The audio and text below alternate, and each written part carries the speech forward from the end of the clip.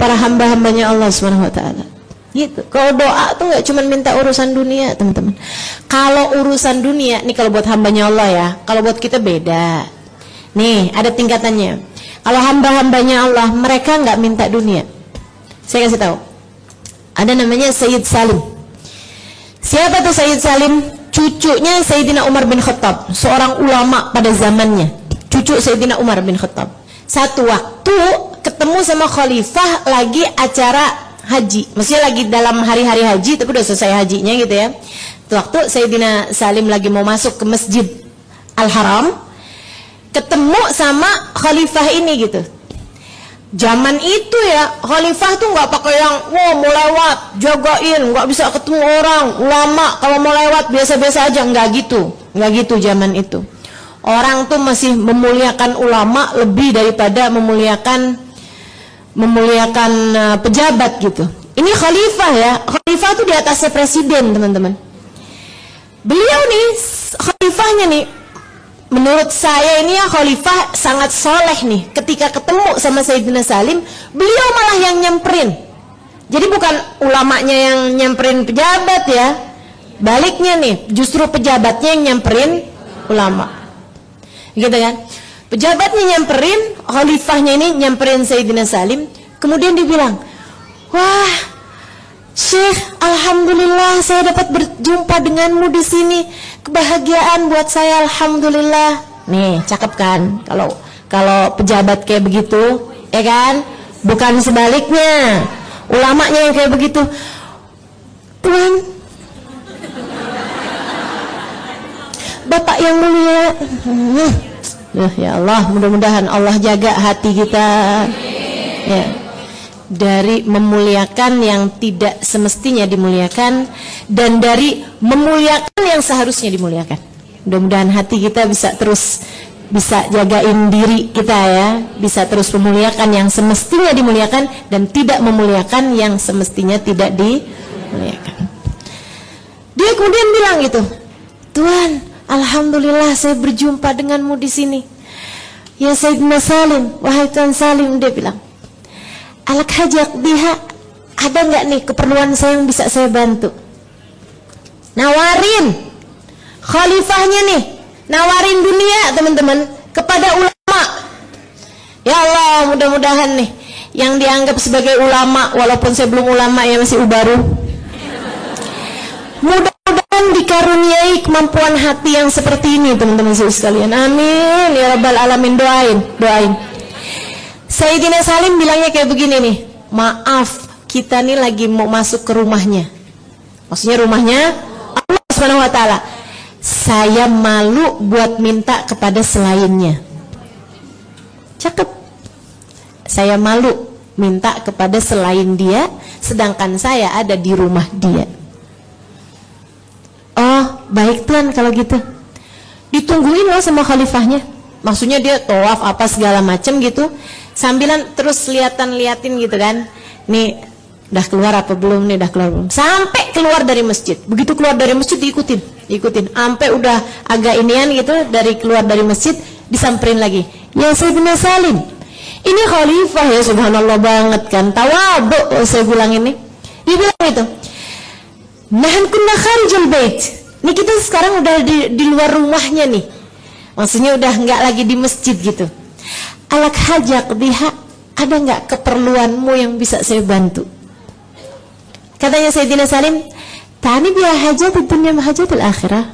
Maaf nih, numpang nanya lagi kata Sayyidina Salim, maksud kamu nu hajat dunia atau hajat akhirat? Ya khalifahnya bilang dong, ini biar hajat di dunia. Ya maksud saya hajat dunia lah. Kalau hajat akhirat gitu malah saya yang minta kepada orang sepertimu Tuan. Yang minta surga, masa mau mintanya sama pejabat? Ya, minta kebersamaan sama Nabi Muhammad di akhirat masih mintanya sama pejabat.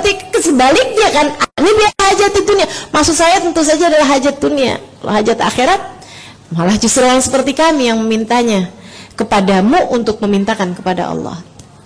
Apa dia bilang? Apa Sayyidina Salim bilang? Ana ma as'al, ana astahi an as'aluha min malikiha, fa kaifa as'al min ghairi malikiha. Saya nih kalau urusan dunia, selama ini malu buat minta sama yang punya. Bagaimana mungkin saya minta kepada yang nggak punya? Saya malu untuk memintanya kepada yang punya. Bagaimana mungkin saya memintanya kepada yang tidak memilikinya? Maksudnya sama pemiliknya siapa nih yang memiliki dunia? Allah SWT buat kita urusan dunia. Bagaimana mungkin saya minta kepada yang bukan pemiliknya gitu? Kamu emang yang punya dunia? Kan bukan gitu. Bagaimana mungkin saya memintanya kepadamu? Ya Allah, tuh orang sampai nunduk setengah mati, malu. Ini kasih Allah SWT. Nggak kayak kamu tiap doa minta duit,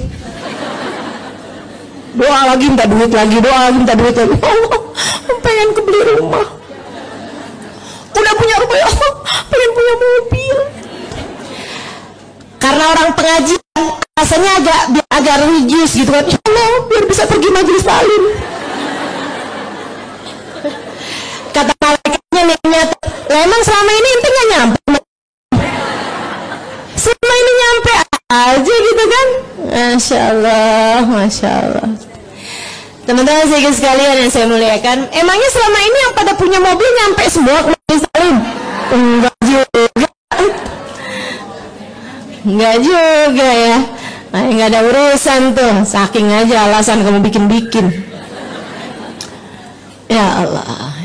Ini para ulama nggak minta dunia dari pemiliknya, apatah lagi minta dunia sama yang tidak memilikinya. Teman-teman sekalian, nah buat kita kelasnya beda. Jadi ustazah maksud ustazah kita nggak boleh minta dunia gitu ustazah sama Allah. Boleh aja. Tapi sekurangnya kita tuh jangan sampai hajat kita semua urusan dunia disindir sama Allah. Emang iya ustazah? Lah kamu sih baca Quran nggak ngerti, makanya nggak tahu sindiran Allah. Ya Allah, ya Allah. Teman-teman, saya kalau baca Quran kan banyak yang ngerti ya, banyak yang ngerti, nggak semua, tapi banyak yang saya ngerti gitu. Sampai kadang-kadang tuh kayak yang, nggak usah kita baca aja apa ya, tersinggung. Kenapa gitu? Sindiran banyak banget, ya Allah, sedih. Apa kata Allah? A'udzubillahi minasyaitonir rajim. Wa minhum man qala rabbana atina fid dunya falaysa fil akhirati min khalaq. Wa minhum man qala rabbana atina fid dunya hasanah fil akhirati hasanah wa qina adzaban nar. Ulaika lahum nasibun mimma kasabu wallahu sari'ul hisab. Allah gitu. Kata Allah, minhum, di antara hamba-hambaku tuh ada orang-orang man qala, yang setiap kali doa Rabbana atina fid dunya, ya Allah kasih dong saya di dunia, kasih dong saya rezeki, kasih dong saya harta, kasih dong saya suami yang ganteng, yang kaya, yang perhatian, yang royal, yang setia. Mintanya dunia semua. Ya Allah pengen punya ini, ya Allah pengen punya itu tuh katanya. Tuh, kamu tuh kalau mintanya cuma urusan dunia mulu, disindir Subhanahu wa ta'ala. Kalau ada nih roman-romannya hambaku tuh yang modelnya kayak begitu,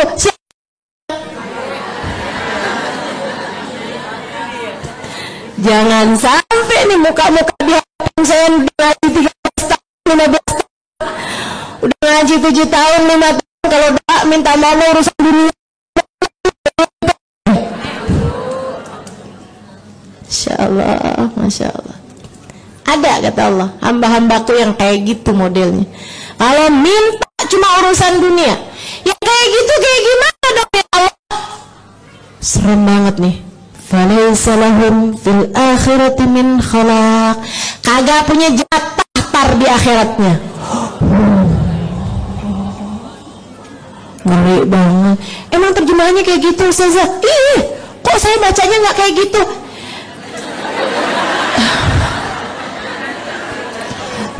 Terjemahannya nggak kayak gitu deh Ustazah. Iya itu kayak gitu sebenarnya, kayak gitu teman-teman. Saya membahasakannya dengan mudah, biar kamu pada ngerti, biar pada dong.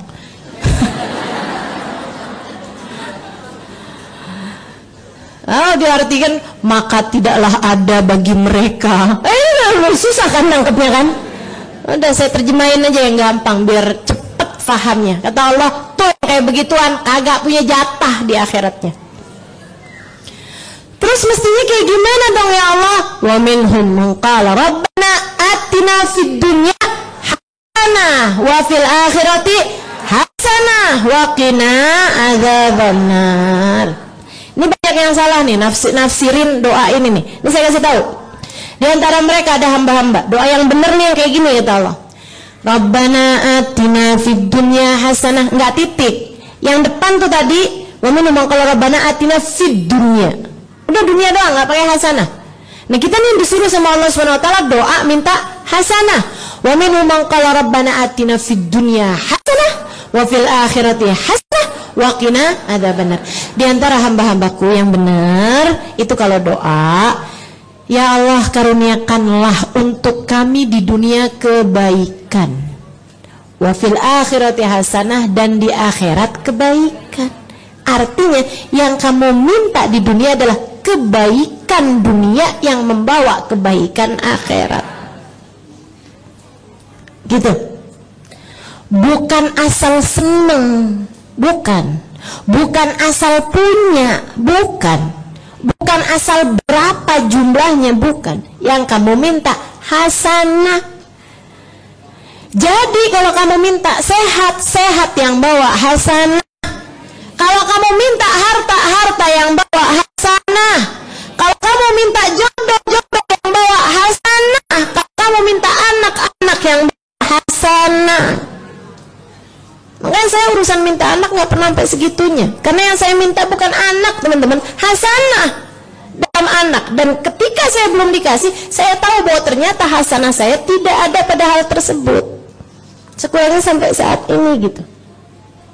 Maka ada orang-orang yang, Ustazah kok bisa sih Ustazah nggak punya anak sebegitu lama tapi kayak biasa-biasa aja, bahagia aja gitu. Emang letak bahagia saya nggak pada anak, Bu. Sebab saya tahu yang pada punya anak kagak bahagia banyak.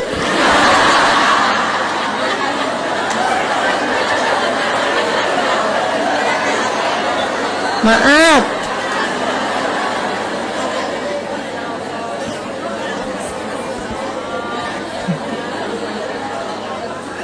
Iya gak sih? Dalam, Ustazah dalam. Lagian orang tuh kadang-kadang tuh juga sebegitu dalam loh sama saya. Ada ngomong kayak begini, Ustazah udah kawin berapa lama? Ya sekarang 20-an tahun. Belum berhasil. Jadi dalam pandangan dia ada gitu. Teman-teman terima saya dibawa. Ya Allah, ya Allah. Mau dia apa? Lewat di mana? Baik, teman-teman sih sekalian. Jadi kalau doa tuh minhum qala Rabbana atina fid dunya hasanah wa fil akhirati hasanah wa qina adzabannar. Bukan asal ya Allah kasih saya duit biar saya bisa jalan-jalan. Enggak gitu. Enggak gitu. Nah gitu. Iya. Kalau kamu minta jalan-jalan, ya jalan-jalannya yang bawa kebaikan. Kalau kamu minta uang, uangnya yang bawa kebaikan. Kan begitu ya? Dan untuk hal-hal yang nggak jelas itu kamu kasih not di situ. Jika itu ada kebaikannya ya Allah. Jika itu nggak ada kebaikannya, nggak usah saya kasih, nggak usah saya dikasih. Begitu teman-teman. Minhum man qala rabbana atina fid dunya hasanah wa fil akhirati hasanah wa qina, jauhkan kami ya Allah dari pedihnya siksa neraka. Kalau doa kayak gitu, teman-teman baca dah. Doanya para nabi, doanya para wali, kagak ada yang minta dunia yang nggak bawa kebaikan, nggak ada tuh. Bahkan hampir kayak saya nggak nemuin doanya para nabi, para wali minta dunia dah, nggak ada. Allah juga ngajarin dalam Al-Quran itu nggak doa minta dunia juga teman-teman. Doanya yang Allah ajarin tuh, doa-doa dalam Al-Quran, coba deh perhatikan. Rabbana la tuzigh qulubana ba'da idh hadaitana wa hab lana min ladunka rahmatan innaka antal wahhab. Ya Allah, jangan pernah kau cabut hidayah iman yang telah kau karuniakan dalam hati kami. Karuniakan senantiasa rahmatmu, Engkaulah zat yang maha memberi. Gitu tuh doanya. Tawaffani muslima wal hikmi bis salihin. Katanya Sayyidina Yusuf, ya Allah matikan aku dalam keadaan beriman, kumpulkan aku bersama dengan orang saleh. Doanya tuh hal-hal yang seperti itu. Baik, teman-teman sekalian yang saya muliakan, semua manusia ini nggak ada yang punya dunia, teman-teman. Mereka sama sama kita, tukang makan dunia. Ya kan gitu. Siapapun orang, seberapapun orang tuh nggak ada yang benar-benar punya dunianya. Nggak ada. Ya Allah, yang namanya dunia ini memang benar-benar titipan dari Allah Subhanahu wa taala. Ada yang dititipinya lamaan, ada yang dititipinya bentaran. Orang punya berapa miliar dalam satu hari bisa jadi tersangka. Iya. Makanya kalau nonton berita tuh ambil pelajarannya. Jangan seru-seruan dramanya. Ternyata, akhirnya nggak usah begitu. Ambil pelajarannya tuh kan, dunia mah gitu, teman-teman. Dunia tuh gitu, suka mengecewakan pecintanya. Dan anehnya, dunia itu malah suka ngejer orang yang nggak cinta sama dia. Dunia tuh kerjanya kayak gitu tuh. Kalau ada cinta dikecewain. Kalau ada yang cinta sama dia dikecewain, kalau orang nggak cinta sama dia dikejar-kejar setengah mati. Betul apa enggak? Masya Allah, Masya Allah.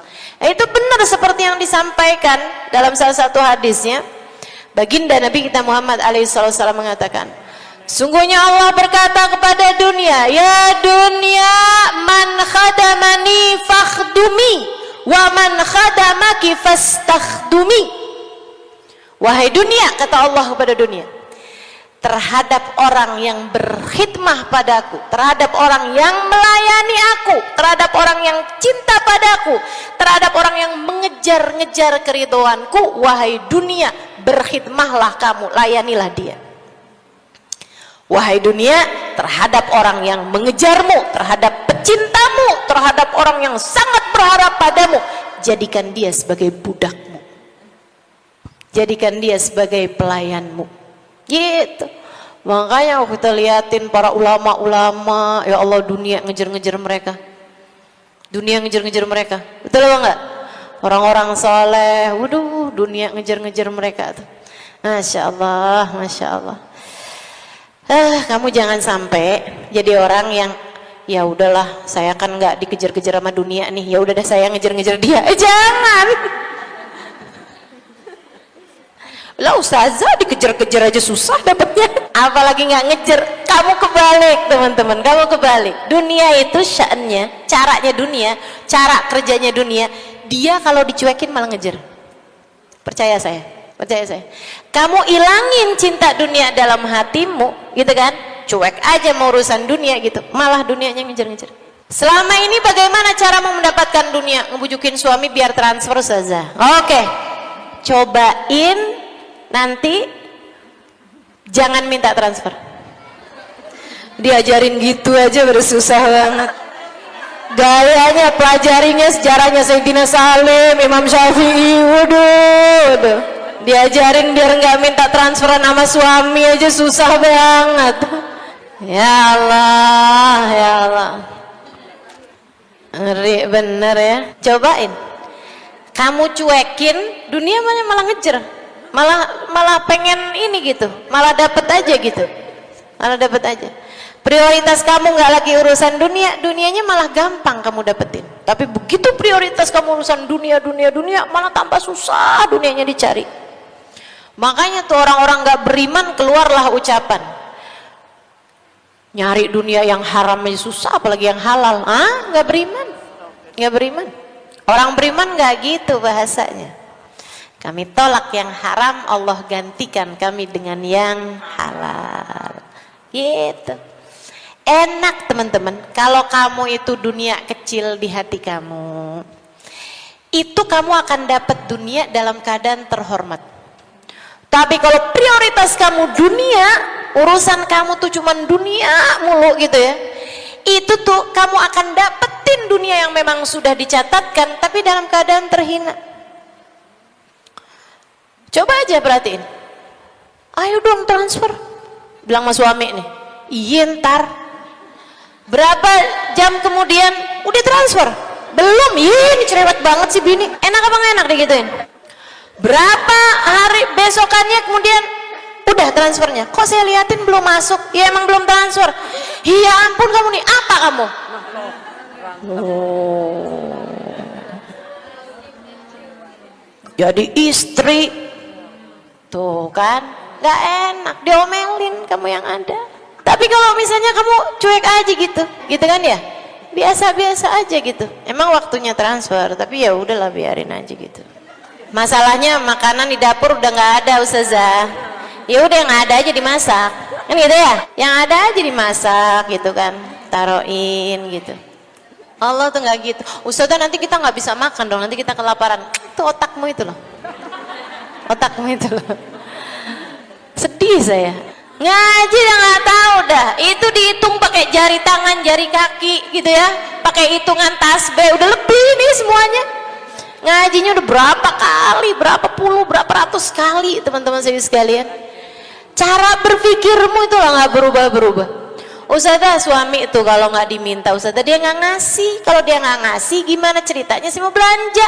Tuh otak kamu tuh. Teman-teman saya sekalian, emang kamu ngerti minta waktu kamu dalam rahim ibu kamu? Nggak ngerti minta. Apakah kamu ketika dalam rahim ibu kamu itu rezeki nggak nyampe padamu? Nyampe. Nggak pernah ada ceritanya orang lagi di USG terus dokternya bilang, maaf bu, anak ibu stres. Kenapa dah dok kok stres? Iya dia dipusing urusan rezeki gitu kan. Nggak ada ceritanya. Nyampe gak rezekinya? Nyampe. Itu sebabnya para ulama bilang, andai kamu nggak tahu rezeki kamu ada di mana, kamu nggak tahu alamat rezekimu, tenang aja, rezekimu tahu alamatmu. Rezekimu tahu alamatmu, nggak akan tertukar sebutir gandum yang telah ditetapkan jadi rezekinya siapa. Nggak akan tertukar. Hubab Nur bilang beras itu udah ketulis di situ satu butirnya, per butirnya dia sudah tertulis di situ akan jadi rezekinya siapa. Nggak akan ada yang tertukar teman-teman saya sekalian. Tidak akan ada yang tertukar. Nggak usah khawatir urusan itu. Nggak usah khawatir urusan itu. Terus kamu bilang, tapi nanti kalau kelaparan bagaimana Ustazah? Kamu pikir kamu akan dikasih ujian sebesar itu? Nggak ada, nggak ada, nggak ada. Allah tahu kemampuanmu teman-teman. Allah tahu keimananmu. Sampai dibikin kelaparan 2 hari, 3 hari. Itu ujian Sayyidah Fatimah Zahra. Itu ujian Nabi Muhammad. Itu ujiannya para wali. Ujiannya kita sih palingan cuma timbangan belum sarapan gitu. Sampai jam 9 pagi itu aja kamu ngerasanya kayak geliengan. Itu ujian kamu tuh, ujian kita kamu pikir sampai dikasih nggak makan 2 hari gitu, nggak makan sehari, nggak ada ceritanya. Makanya waktu ada orang soleh, anaknya bilang, Pak kita nih nggak punya apa-apa nih Pak buat makan malam Pak, duit juga nggak ada. Kayaknya kita bakalan kelaparan sepanjang malam ini ya Pak, kata anaknya nih. Kata bapaknya, nak kagak bakalan kayak begitu, itu mah ujiannya para nabi, ujiannya para wali. Orang kayak kita mah gak bakalan dikasih ujian segitu gede, kamu jangan kegeeran. Kata bapaknya, kamu jangan kegeeran, liatin aja. Gak lama beneran ada yang ketok pintu, tanyain, Pak nih ada yang lagi bikin kenduri, ngirimin nasi lengkap melauk pauknya. Kata bapaknya, tuh karena kamu jangan kegeeran, kita belum setingkat itu nilai kita di mata Allah. Jadi nggak usah khawatir teman-teman, nggak bakalan kamu dibikin sama Allah kelaparan, nggak bakalan sama Allah kamu dibikin susah itu gitu. Nggak usah pakai minta. Saya sangat menyarankanmu, cobain deh, nggak usah pakai minta. Nanti juga transfer sendiri kok dia, kalau memang rezekimu dari dia. Atau kalau enggak, alangkah sangat terhormatnya ketika Allah jadikan rezekimu dari arah yang tidak disangka-sangka. Betul apa enggak? Tahu-tahu kamu pernah nunjukin orang ada tanah atau ada rumah, waktu ada orang nanyain, tahu-tahu jodoh, kamu dapat persenannya. Tahu-tahu gitu kan, lagi nungguin transferan dari suami 1 juta, 2 juta, tahu-tahu dapat persenan 10 juta. Kayak gitu emang kok. Aballah an yarzuq abdahul mu'min illa min haitsu la yahtasib. Allah nggak suka ngasih hambanya yang beriman dari rizki yang udah dia sangka. Allah tuh sukanya ngasih surprise. Allah sukanya ngasih kejutan kepada siapa? Hambanya yang beriman, hambanya yang bertakwa. Allah suka ngasihnya tuh yang nggak dia sangka-sangka gitu. Kalau nyangka malah nggak dikasih sama Allah, gitu kan? Kenapa? Karena beriman. Saya kok rezekinya selalu dari arah yang saya sangka ya. Setiap bulan memang saya tahu bakalannya dapat transferan dari suami. Hati-hati, jangan-jangan di mata Allah kamu dianggap belum beriman. Sebab aballah yarzuq abdahul mu'min illa min haitsu la yahtasib. Hanya kepada hamba Allah yang sudah beriman, Allah tidak suka memberinya rizki selain dari arah yang tidak dia sangka-sangka. Allah sukanya ngasihnya dari arah yang tidak disangka-sangka gitu.